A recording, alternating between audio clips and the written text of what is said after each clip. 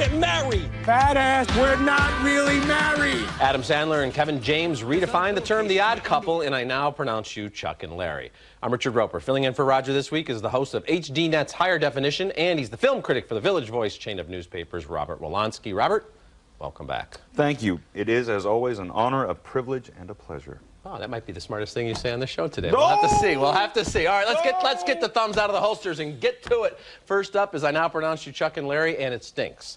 It stinks from the poster to the title to the movie itself. The premise is older than the pilot for Three's Company and just as unfunny. Kevin James plays Larry Valentine, a Brooklyn firefighter and widower who allows his benefits to lapse. His kids will be orphans if something happens to him.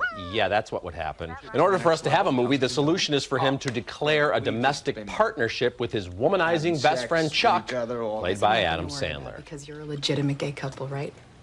Oh yeah, we're big time fruits. I used to wrestle in high school, and I loved it. Okay. And that's Jessica Biel taking a nice career step backward in a demeaning role as a dumb bunny attorney who lets Larry feel her boobs because, after all, he's just one of the gays. Oh. In the name of science, if you need me to hold your bodacious Bahama mamas or whatever the guys call them nowadays, I'll do it. Yes, go ahead. Oh. Like you. I just got a little nauseous there touching them. The cheap and obvious homophobic gags just keep on coming, as when Larry is a career day speaker at his son's class and all the children speak as if they're reading cue cards written by adults. You were married to a woman, right? Yes. Does that mean you're half lesbian? Kids. Rob Schneider's Filipino background hardly excuses his portrayal of an Asian minister in perhaps the most egregious stereotype of its kind since Mickey Rooney in Breakfast at Tiffany's. That's how we roll in our house, baby. Hell yeah. Now, amazingly, partial script credit, if you want to call it credit, for this film goes to Alexander Payne and Jim Taylor, who wrote Sideways, the kind of movie that revels in drop-the-soap jokes, but then hits us over the head with lectures about how wrong it is to make fun of the gays. I hated this movie. That's thumbs down, Robert. Yeah, you know, I find it very hard to disagree with you about this particular one. It's astounding how this movie wants to have it both ways. Right. It wants to be homophobic, and yet it wants to proselytize at the same time. It uses the F word incessantly. Not funny, unfortunately, being the F word. And yet at the same time, it wants to be a speech about gay pride and gay rights. And everything is just done in such a sitcom-y fashion. So you have the Ving Rhames character, and I guess he's scary because he's a big black man, and then you get a big revelation about his character. I just found nothing funny about it. That's the problem. There's just no jokes in it. It's a premise that's not entirely awful, but the fact is... but it's tired. But it's tired, and it's handled with such utter exhaustion and indifference. And I am astounded by the Alexander Payne credit. Yeah, well, you know, that's the thing. I'm always careful on this show when we talk about screenplays because you never know what happens between script and final product. And I hate to blame the writers, but whoever's responsible for the writing here, the writing's terrible, the direction is pedestrian, the acting. And, you know, Adam Sandler's a guy who gets beat up by the critics a lot. And I've actually liked some of his comedies. Here's a guy who's a $2 billion man at the box office. And some of his stuff I've appreciated. I think even this, you know, Happy Gilmore has its moments. The Wedding Singer I like, and I admire him for trying to do, you know, and he tries to do different things. Unfortunately, that usually doesn't connect with audiences. But here, Robert, I think even the hardcore Sandler fans are going to find themselves really desperate to try to find a laugh here because it's just not there. And plus, it has the most astounding Dave Matthews cameo. I found that an inexplicable bit of casting. Even more than the Richard Chamberlain cameo. The Richard Chamberlain cameo. All right, we got to stop. We got to stop. We could talk about it for days. Our next film is Goya's Ghosts, the latest from Oscar winner Milos Forman, who I believe is doing the next Adam Sandler movie. This is another period costume drama from Forman about the Inquisition, which apparently was not as fun or freewheeling as Mel Brooks made it out to be. Forman turns this movie into a soap opera, complete with handsy Catholic priests, played by the great Javier Bardem, a wrongly tortured and imprisoned rich girl, Natalie Portman, and their all grown-up prostitute daughter. Portman again, only with much bigger teeth. The first time we are introduced to Portman, she's Inez, the great muse to the great Goya, played by Stellan Skarsgård. The witch that I know, she's young, very lovely, and she smells of jasmine. She does. She does, and I'm working on her portrait right now. I'm no witch. But Inez is about to be put out of a job. She's suspected of being Jewish because she won't eat what appears to be broiled pig fetus, and who would? And she's then hauled off to the church's dungeons. There she is put to the question, which is to say she is tortured and eventually raped by Bardem's father Lorenzo. Go home now. I don't have the power to decide that, Inez. I won't go home. Before long, the whole thing's so soapy, I actually use the second half to do my laundry. Foreman knows where he's going here. Sadly, he's the only one. As Goya's ghosts careen from history lesson to bodice ripper, till the whole thing feels so overwrought, we're left only to roll our eyes and giggle. Surely not his intention, unless I just missed the point. I hate to say it because I love Foreman, but I have to give this one a thumbs down. Well, I give 2 big thumbs up to your review, which was classic, my friend. What he said, basically, is my opinion of this, Robert. It's a terrible film, and you have so much talent here. Wrong, wrong, wrong every step of the way. Milos Forman, probably his worst film.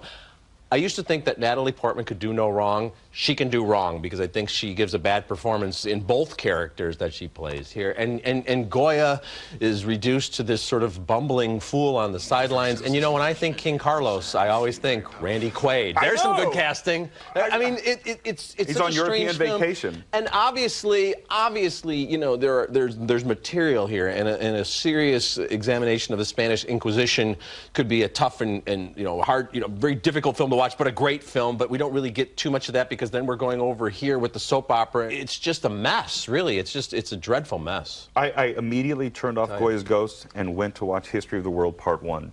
That's nice. And I have to say, it's a much better movie. I kept thinking of the Monty Python skit, you know, nobody expects the Spanish Inquisition. And here we're talking about, I mean, some really tough material. And instead of, you know, really getting drawn into this world, you keep thinking, wow, that's a bad choice. And that's a strange accent. And that's weird casting. I believe this actually opened in Europe a year ago and has long since closed. I felt like I was put to the question watching this. You were. Well, later in the show, Catherine Zeta-Jones cooks up romance with the hunky Aaron Eckhart, who looks a lot like you in this film, as a matter of fact, in No Reservations. Yeah. And next, Steve Buscemi and Sienna Miller face off in interview. I wanted to know about you. You don't tell me anything. You wanted to know me? Why didn't you have a rifle through these, huh? See what you can find. Next up is Interview, a bitter, darkly funny little slice of arsenic with some of the most stinging dialogue since Closer, which is a better movie with Natalie Portman, by the way. Steve Buscemi directs and stars as Pierre. He's a self-important political journalist, busted down to doing an interview with a tabloid starlet. In a role that kind of has art imitating life, imitating art, Sienna Miller plays Katja, one name only, an actress better known for her personal life and her body than her body of work. Neither is thrilled about this interview opportunity. Do you know anything about me at all?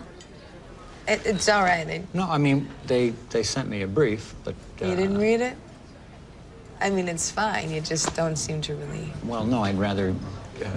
get to know. Yeah. Right.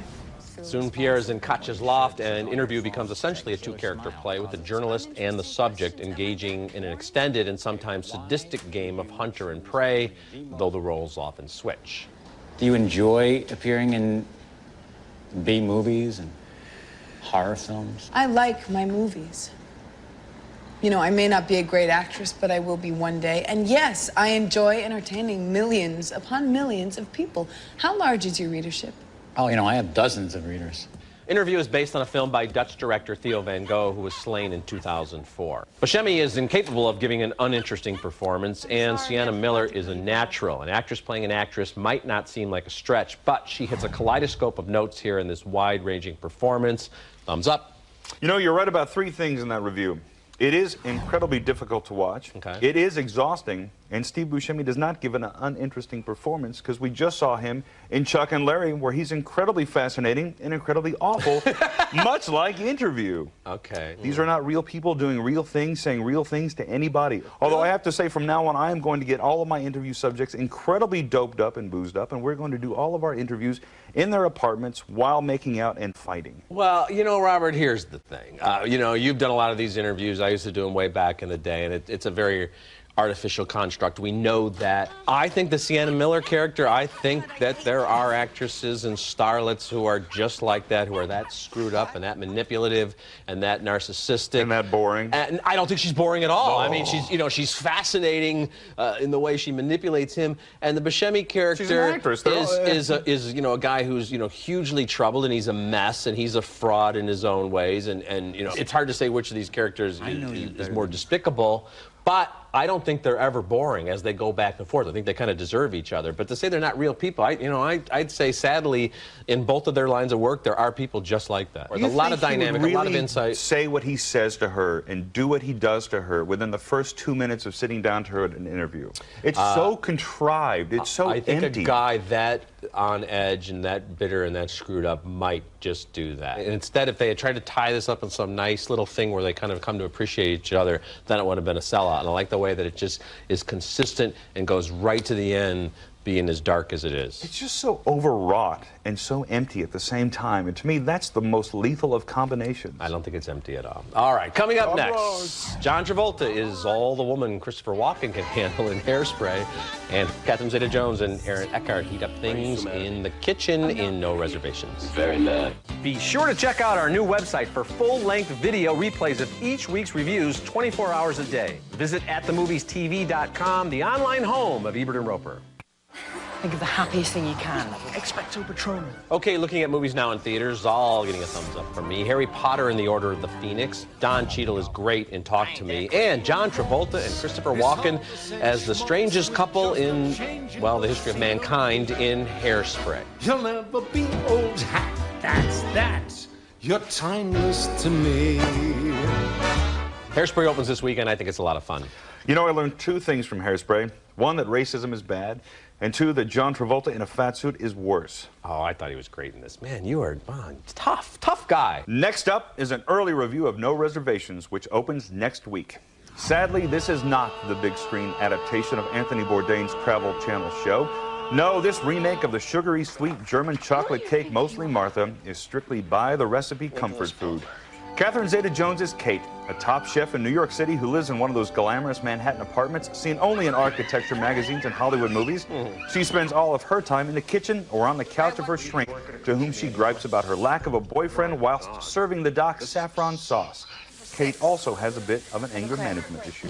Guy in 7 again. He wants to know whether you've ever seen a rare steak before.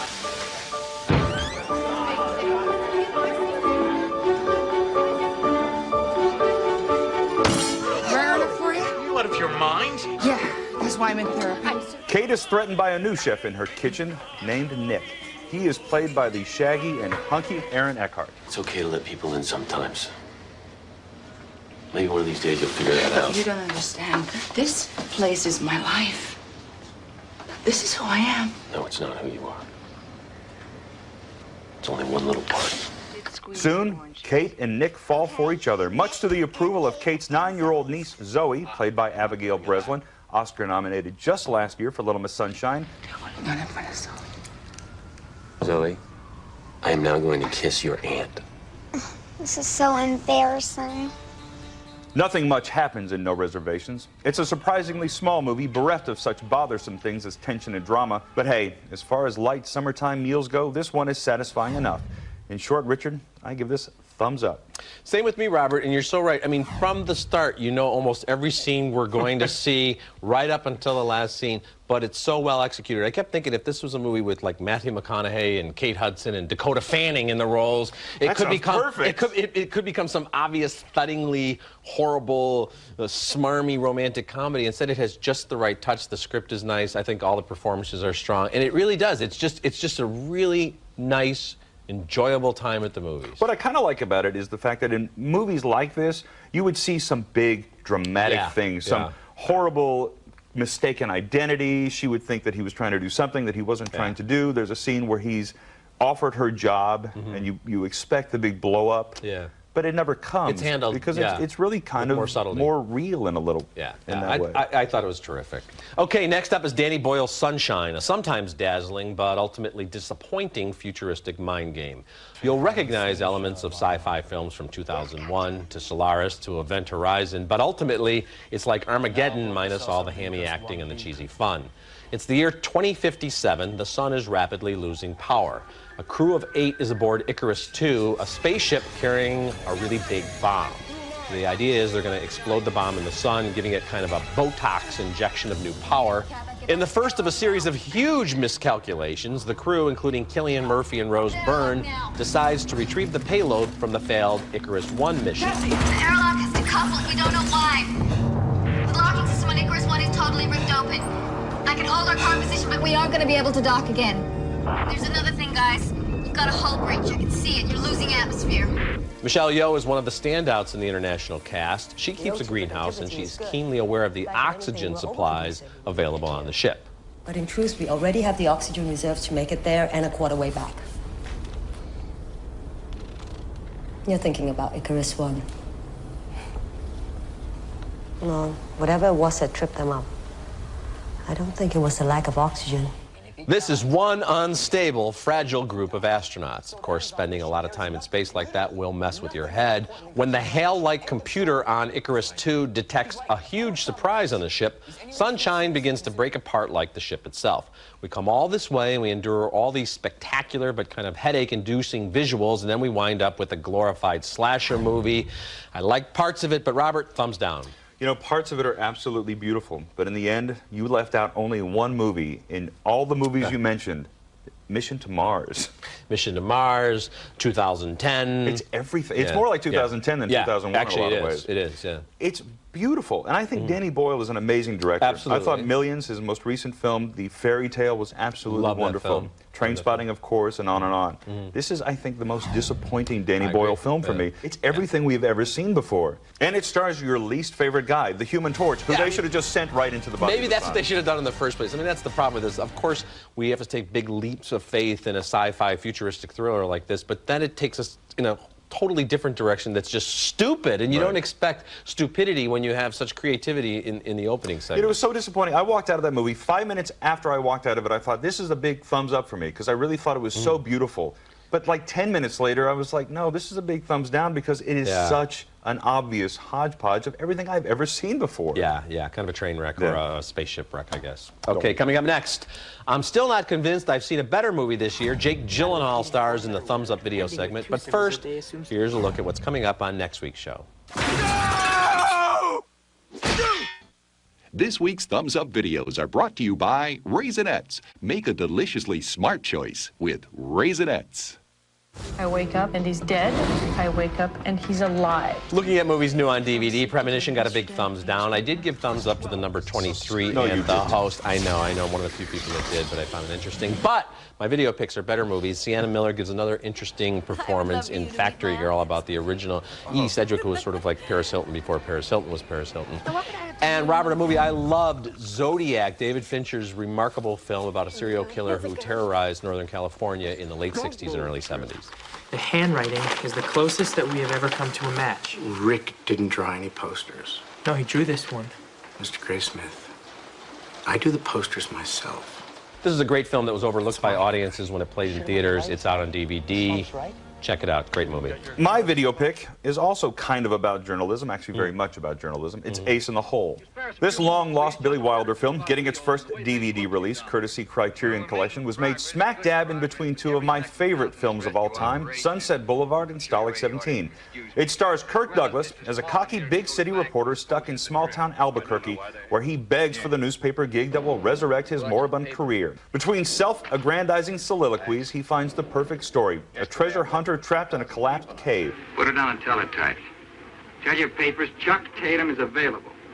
Looks like there's going to be 3 or 4 more days of hot copy. Exclusive, and Tatum is sitting on it. Any film by Billy Wilder is worth owning, except maybe 1964's Kiss Me Stupid. So, Factory Girl and Ace in the Hole are available now. Zodiac will be in stores on Tuesday. We'll be back to recap this week's show right after this. Closed captioning for Ebert and Roeper is sponsored by... Man has evolved to the point where he no longer needs to stand in line for tickets. The MovieTickets.card, available only at MovieTickets.com. Guests of Ebert and Roeper stay at the Peninsula Chicago, the city's most exciting luxury hotel, located in the heart of Chicago's Magnificent Mile. Okay, recapping the movies on this week's show. 2 big thumbs down for I Now Pronounce You Chuck and Larry. 2 thumbs down for Goya's Ghost. We split on Interview. 2 thumbs up for No Reservations. It opens next week. And unfortunately, 2 thumbs down for Sunshine. And even though you didn't like Hairspray, thanks for joining us again this week, Robert. Well, even though you liked Interview, it was a pleasure being here. But I have to say, and I said it before, it is a thrill to be here, but I would much prefer, and I'm sure you would as well, that Roger was sitting here and not me. Well said, my friend. I look forward to when he's back. All right, that's it for this week. Until next week, the balcony is closed.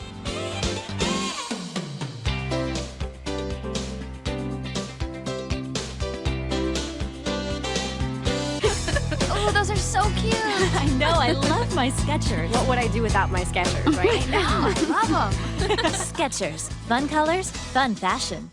Now, Dr. Scholl's has combined 2 gels to create an insole so outrageously comfortable, America is totally gelling. Are you gelling yet? Dr. Scholl's. Get in. Net Zero gives you the fastest surfing available over dial-up and virus protection, starting at $9.95. Try it risk-free for 30 days with our money-back guarantee. At eHarmony, you don't search for a match. We bring highly compatible matches to you based on 29 dimensions of compatibility. eHarmony.com.